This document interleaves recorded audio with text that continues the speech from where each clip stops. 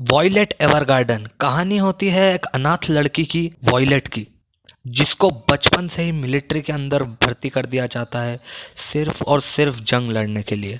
लेकिन एक दिन जंग के एक हादसे में उसके दोनों हाथ कट जाते हैं और उसी जंग में उसके मेजर गिलबर्ट भी गायब हो जाते हैं। जंग खत्म होने के बाद मेजर के वापस मिलने की खबर आने तक वो काम करना शुरू करती है as a auto memories doll, जो कि उस समय का बहुत ही प्रसिद्ध काम होता है।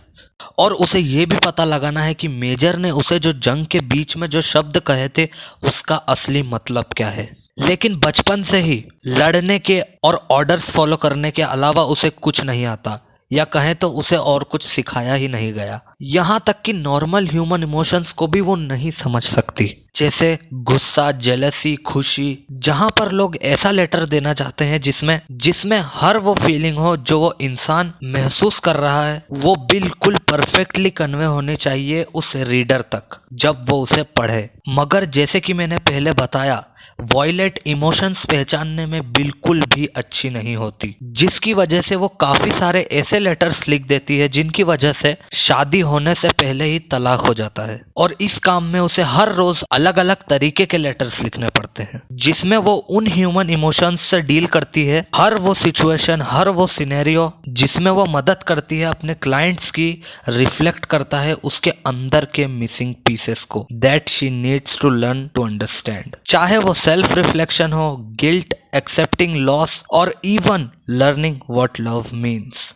मुझे लगता है कि ये बहुत ही अमेजिंग है कि एक शो इस आर्टिस्टिक मीडियम में पूरी एक स्टोरी को सेंटर कर सकता है सिर्फ अंडरस्टैंडिंग और फॉरगिविंग को लेकर। खास करके आजकल के टाइम पर जहाँ पे सोशल एंजाइटी और डिप्रेशन इतने बड़े इशू बन चुके हैं मॉडर्न सोसाइटी के। वॉयलेट के लिए जंग का मैदान ही सब कुछ था उसकी जिंदगी में, और उसके अलावा उसे कुछ नहीं पता था। और सोसाइटी के साथ एडजस्ट होना एक नॉर्मल सिविलियन की तरह और जीना नॉर्मल इंसानों की तरह कनेक्ट करना बहुत कठिन था उसके लिए।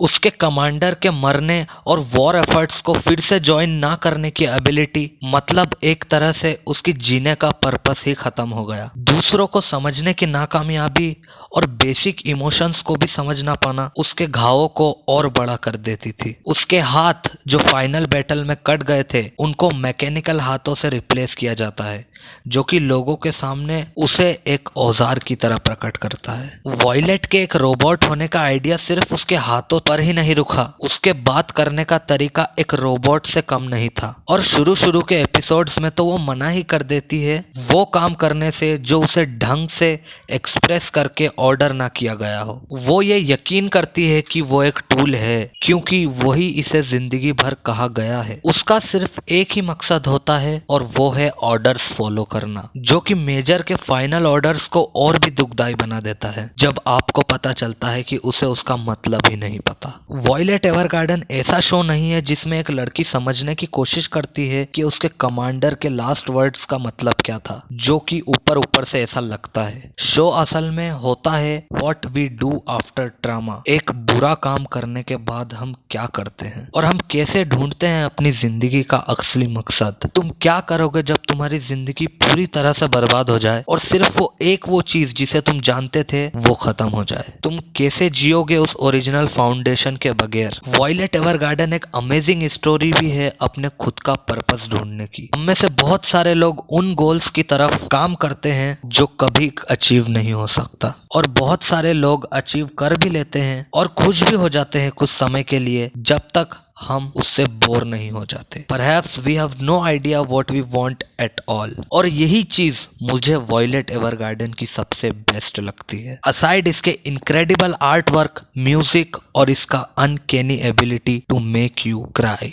It's a show that really ask you to connect with your self. ऐसी दुनिया में जहाँ पर हर किसी के पास बहुत सारे तरीके हैं एक दूसरे से कनेक्ट होने का, लेकिन उसके बावजूद फिर भी हम कभी कभी छुपाते हैं कि how we feel about everything. हम लोगों से इतना मिलता जुलते नहीं है जितना हमें करना चाहिए जब जरूरत होती है। हम सही से मदद नहीं मांगते जब हमारी जिंदगी में बहुत टेंशन या कलेश चल रहे होते हैं। जितना हमें अपने आप को फॉरगिव करना चाहिए अपनी मिस्टेक्स के लिए, उतना शायद हम नहीं करते। Violet Evergarden is a beautiful piece of art about purpose, connection with your self and most important learning to love again. तो बस यार आज के लिए इतना ही था। अगर आपको ये वीडियो पसंद आई तो चैनल को सब्सक्राइब कर दो, लाइक कर दो वीडियो को, एंड बाय।